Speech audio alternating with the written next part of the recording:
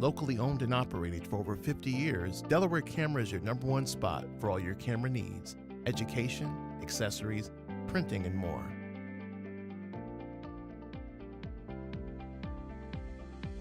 Located at 2635 Delaware Avenue in Buffalo. Visit cameraspot.com. Hey, true believers, this is Mark up here from our in-store studio at Delaware Camera here with Stephen Neff. Yeah, we're gonna chop it up a little bit today. We're gonna talk about some different things. You know, Stephen's gonna do some stuff about snowflakes. It's the snowflake challenges, and he's gonna talk about shooting snowflakes and how he's been approaching that. Yeah, I'm just gonna tease it. Snowflakes are a little bit, not the bane of my existence, but not because of the blizzard, but because of photography and the challenges that they bring. So okay, we'll talk about that. All right, so let's get some housekeeping out of the way first. So we have a class tomorrow, our second class in our sequence of class. We had a sold out intro class last week, and this week we have our composition class. It's online tomorrow at 6:30. If you want to sign up for it, if you're on Instagram, you can go to our links. It's the top link. If you are on our website, you can go to the class button on our website and just pick the class tomorrow. There's other classes as well. Portrait is next week, and I think macro is the week after that. I think we're looping back to intro after that. So, but keep an eye on those classes. They're filling up fast. Mm-hmm. Joe is a great teacher. Yep. You can ask him all the questions you want, which is awesome.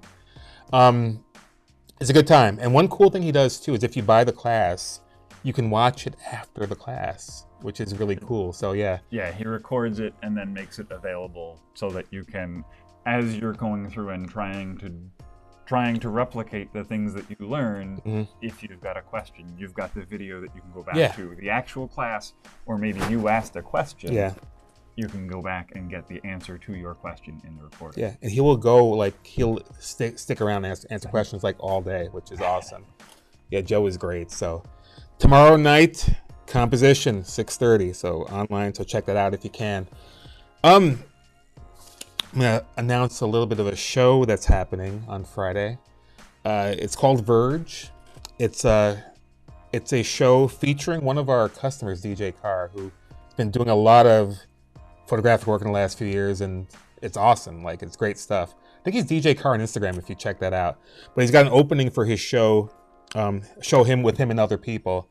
It's Friday at the Hunt Art Gallery, the Brisbane building, Suite 105, 403 Main Street. So if you want to check that out on Friday, it's at 5 o'clock. I'm sure you can find information all over the internet or Instagram. So it's Verge, and it's Friday at 5 o'clock is the opening. I think the show will be up for a month.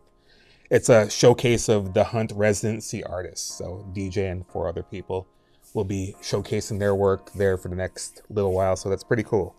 It's cool when people we've seen are doing other things and putting their stuff out there. It's always cool when artists are making art and putting it out there. It's really cool. So, okay, next on our housekeeping, we have a class, an in-person class, which we've been promising forever, literally forever. It's we have a 35mm film class that our colleague Debbie Orange is doing. It's going to be on February 21st. And it's going to be all about film photography. So if you just kind of got into it, want to get into it, Debbie will give you the ins and outs of getting into film photography and things you can do with a film camera, all sorts of good stuff. So if you want to take that class, go on. Yeah, I was going to say, she has her film photography, I'd say she has a modern approach. The current times of film photography are different than they were 15, Definitely. 20, 25 years ago. And I think she has a balanced approach, technology, digital, but then also talking about the benefits of what film can do. So yeah, because Debbie does also shoot digital, so it's going to be a pretty cool class. If you want to sign up for that class, same place as our normal online classes. You click on the button. There's a list of classes. You find Debbie's class on February 21st, and you can sign up for it right there. It's going to be in person. We're going to set up upstairs here in the store. So if you learn best in person, this is the class for you to start. But we're going to have some other in-person classes as well. We're Gonna have a meeting today with some of our other potential teachers for the classes. So it's moving forward, and we're pretty happy about that. So looking forward to that. Other housekeeping. We have NFRCC, the Niagara Frontier Regional Camera Clubs, is having is it a seminar? Is that what it's called? It's their annual convention conference. Yeah, so people from the area, Niagara, USA, Canada, people as far as Erie and Rochester are going to come to Niagara Falls in Canada, and there's gonna be a conference. So there's gonna be a lot of education. I think there's gonna be some photo competitions as well. Yep. Yeah, in past years, I don't know what the schedule is this year, but there's going to be a couple days of seminars, hands-on education. There will probably, hopefully, be a good trade show with a bunch of different vendors there to show off some new gear and get some deals on some gear as well. Yeah, and if you want to sign up for it, it's nfrcc.org, Niagara Frontier Regional Camera Club.org. There's a button there to sign up for the conference. So should be cool. We've participated in a similar thing in the years past, and it's always a great time. So looking forward to going to that because it's in Canada. So it's always a fun time in Niagara Falls in March. So we're going to check that out. And the last thing, speaking of Niagara Falls, Canada, a few days ago, me and some coworkers, Joe, our printer, Dean, and some other people, we went to go take pictures at the Fatima Shrine. But unfortunately, the lights were not on, even though they were supposed to be on. So we weren't able to take pictures on is it Thursday? I think it was Thursday. I even got off work early to go do this, and I couldn't go take pictures. But instead of that, we went to Clifton Hill, and we took some pictures there. So I've got this tripod here. And if you see on the screen right now, I took a picture of the Skywheel using this tripod. And this is a Peak Design travel tripod, which is awesome. I think it's awesome because of its size, its compactness. It's very easy to carry. We parked on the American side and walked over the bridge, and it was like I was carrying nothing. So this is a great tripod to add to your arsenal, I guess. I'm in love with it. So I think Steven's got some stuff to say about that. I'm not going to say it's not a great tripod. It's wonderful. It's wonderful. It's not the greatest tripod for every person, every situation. Okay. And there are plenty of other tripods that offer different features and have different benefits. I personally have multiple tripods. Of course you do. Some smaller, some larger. We're gonna get to my rigging and my gear in a bit. But depending on the need, the Peak tripod is great. It's an expensive tripod for you pay for the convenience. What I will say though, if you have the means, I highly recommend this. If you know what movie that's from, I will give you a pat in the back. What's nice, and especially as our perspective right here, as we're looking out on the upstairs display space at Delaware Camera, is we have lots and lots of tripods to compare and choose from. Definitely. Manfrotto, MePhoto, Benro, ProMaster, big, little, carbon fiber, aluminum, running the gamut so that you can actually get your hands on a tripod. Yeah. Feel it, feel the controls. Do you like a flip lock? Do you like a twist lock? Do you like a ball head? Do you like a three-way head? Do you like what are your goals are going to depend. Just getting a tripod because it's the one that somebody said looks cool and it works for them doesn't mean it's the right tripod for you. Look, it even fits, you can cuddle with it. Come on. I will not deny that it's a great tripod. It's a cuddle tripod.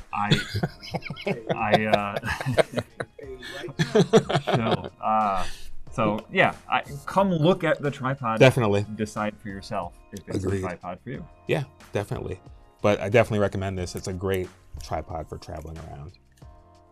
And we're going to get to, are we going to take a break? All right, we're going to take a break and then come back with Steven and his snowflake journey.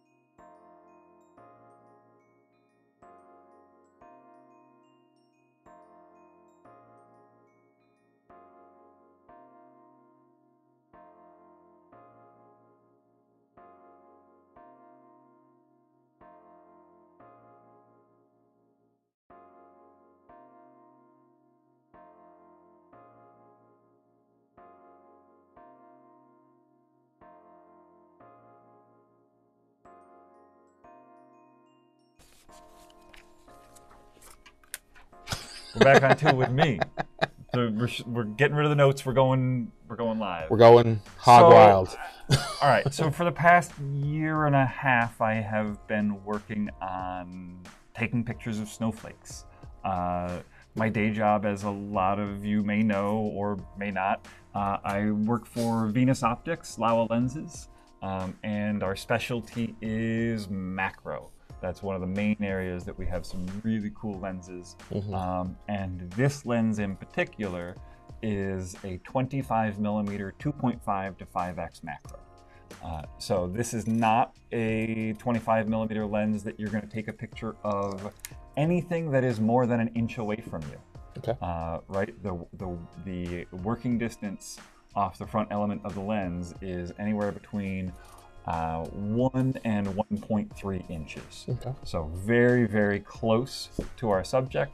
And so we're looking at snowflakes. So a snowflake is very, very small. So Will, if you can give me camera 3, and we'll look at, this is my most recent snowflake. This is one that I shot during the blizzard the day after Christmas here, so sort of at the tail end of the blizzard as things were clearing up. We had a nice day with the temperature was right, mid 20s, so it's cold enough that the flakes aren't going to melt as soon as they land.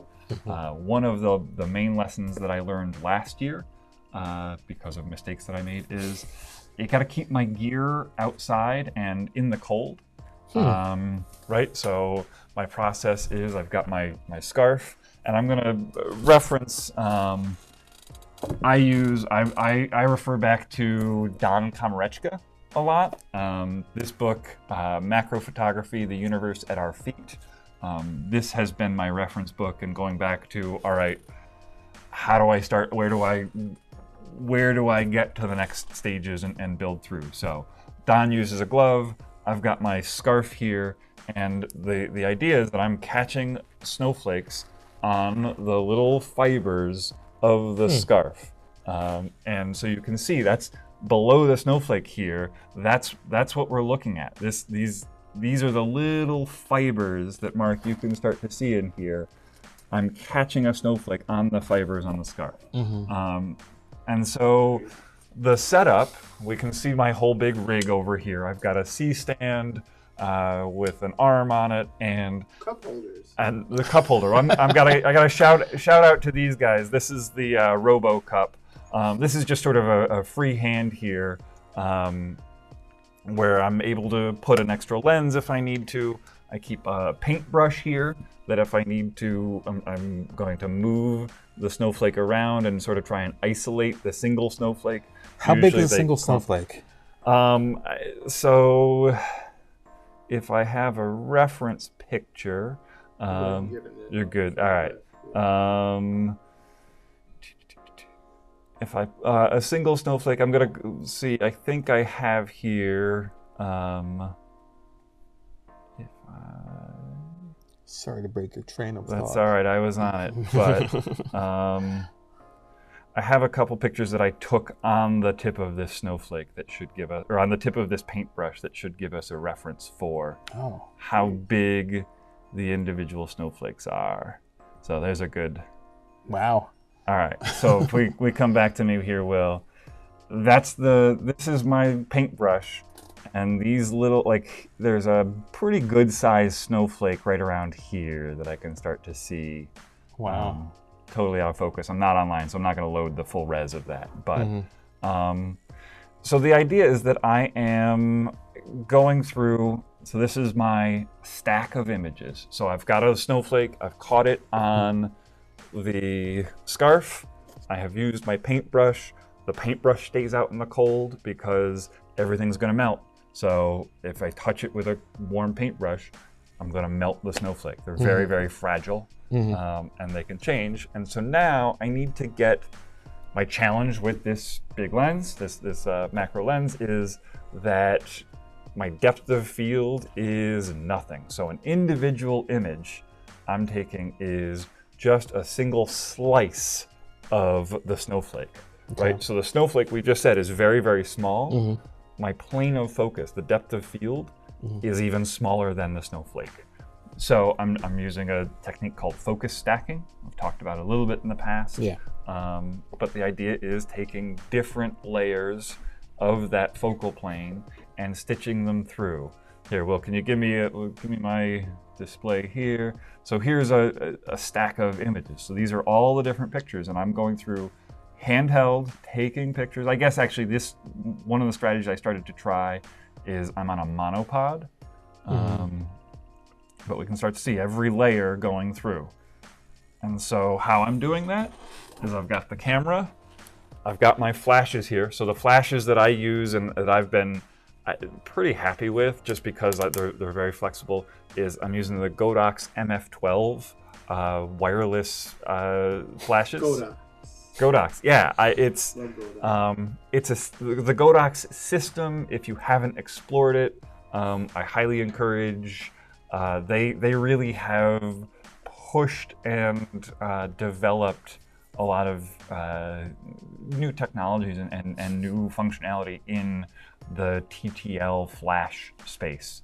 So yeah, so these little flashes, they're similar to some other lights. In the past, I've used the Nikon has a I think it's still current, but it's forever old, the R1 system that used the Nikon CLS, the optical triggers for a TTL, which is great in a situation that it works. The radio triggers on Godox just work.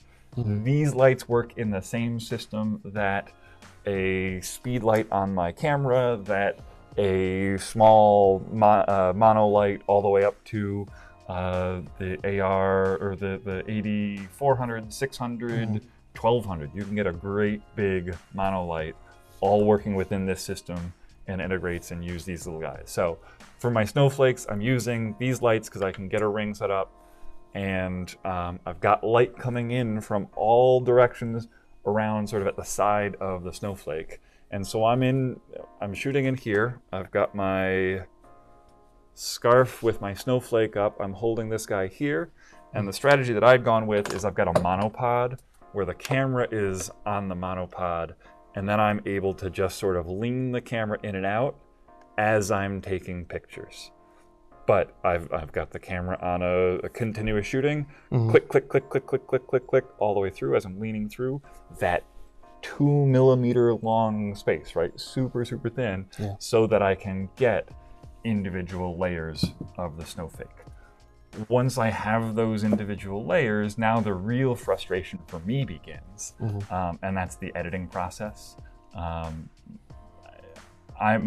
still working on getting the best quality starter images that I can, so that on the back end I'm able to edit a little bit easier. But yeah, for the most part, software does a lot of it.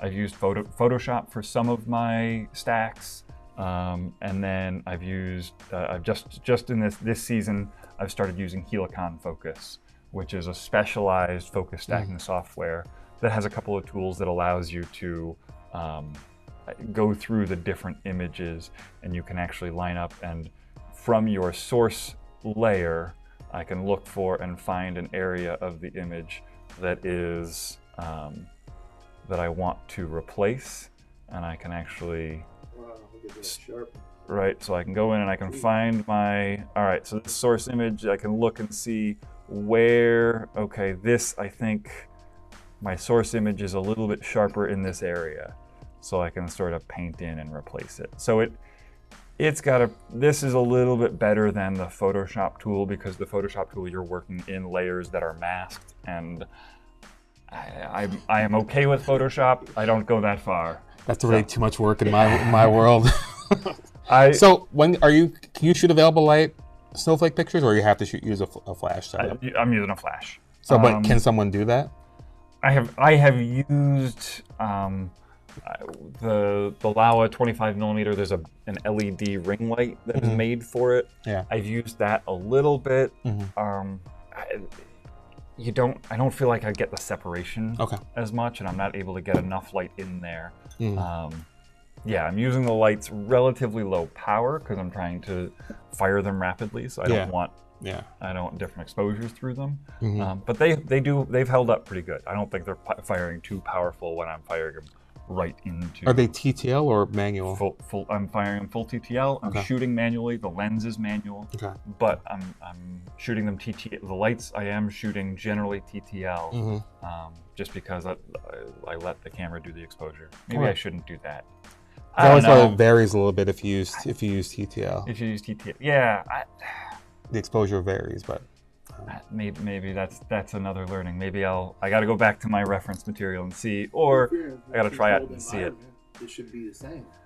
You're not in a controlled environment. I thought you were using like on the scarf, like in your. Outside. I'm out in the cold. Yeah. I got wind. I got the light changing overhead. Like Barney the dog. So, yeah. So that's sort of the start of my adventures in Snow Flakes for this year. I did a couple last year. It's very like I have this rig set up in my living in my garage. My wife's not totally thrilled. I take the lights in, but otherwise the rest of the rig just sort of lives there, so that if I wake up and there's a good. You want the good chunky snowflakes that are formed, that aren't melted. It's got to be the right temperature. If that's there, you got to take the time to shoot it, because you can't choose when to shoot snowflakes. So are snowflakes, or say snowflakes on the ground, or snowflakes that are falling? Falling. Okay. I have tried to sort of isolate a snowflake off of the ground or off of something that's already there. Yeah. And generally I find it's already fused into melted enough onto the snowflakes around it that it's too hard to get them off. So I'm generally catching something that's falling and then spreading off and breaking the other snowflakes apart. So fancy. What's your question, Producer Will? So I was going to say, if anybody has questions, come into the store. I'm generally here on Tuesdays, How big can you make the prints? So I'm shooting these either on my Nikon Z6 at a 24-26 megapixel. Also shooting on the A7 but it's a 5x magnification. So the full frame of this image, this is a full 33 megapixel or 24 megapixel image. You stacked it. It's stacked for focusing, not stitching, not to get a higher resolution, but. Within that, I can zoom into that image pretty deep, and I've still got resolution to go. This is my smart preview, so it's not going to give me the full res download. But as you can see, as I zoom in here, if you guys are on me, there's a lot of areas where I missed. I didn't get that area of the snowflake in focus. So now I got to go back and try again. So you can't shoot like you can't fill a frame with a snowflake, right? So this is probably at 3x. If I go all the way into a 5x, I can get a little bit closer on some of these guys, and then sometimes a snowflake can get a little bit bigger than this. Okay. But yeah, I haven't seen anything that gets too much bigger without, the people that have machines to make snowflakes. Okay. So sounds good. I love it. That was pretty cool. So thank you for coming on, Stephen. I appreciate it. What do we got coming up? So I'm not sure what we have coming up, but stay tuned to social media. If you like this or watch this or sat through this, like, share, subscribe, tell a friend, all that good stuff. We'll have another product next week, I believe. Maybe we'll have an interview, something. We're always. Third week is products. Like, share, subscribe. Come in and see us. Yeah. Not you. You're only here on Tuesday. I'm only here. I'm here every day. Mark is here every day. Yeah. I live here. I've got a cot in the back. All right. So so check it out. Like, share, subscribe, and class tomorrow night, 6:30 composition. Debbie's class next month. Don't forget about NFRCC. Don't forget about the show on Friday. Verge. Don't forget about that. We'll post stuff on our social media, and we'll see you next week.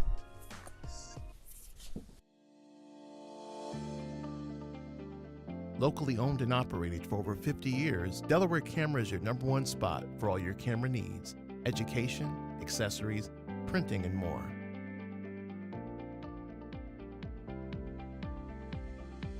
located at 2635 Delaware Avenue in Buffalo. Visit cameraspot.com